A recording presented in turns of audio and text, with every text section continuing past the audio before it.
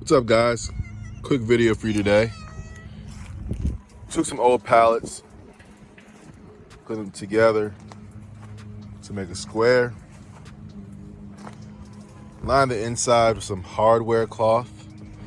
That way it allows your compost to breathe, ventilate, get some air through it. Just put braces in all the corners at the top and bottom so to keep it properly together.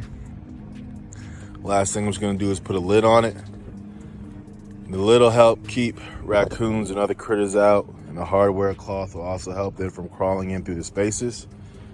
Pretty simple process. It took me about maybe an hour just to have to pick up the braces and some hinges, and it's good to go.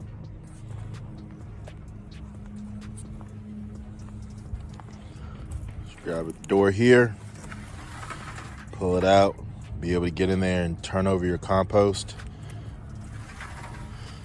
Close it back. Very simple process. We'll use this compost when we're making our garden beds, and we'll use it in our garden to help have just a really rich soil for the plants.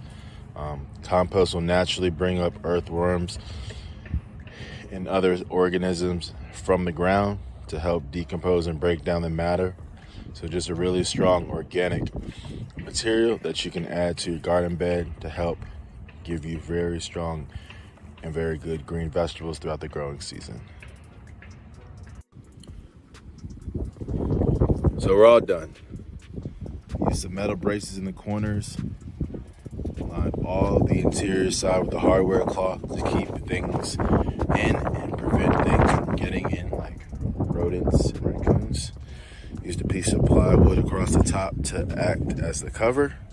But again, this is all made with some recycled pallets, some hardware cloth that I picked up from Tractor Supply.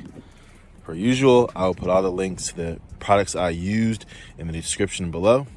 This is a very simple one compartment compost bin.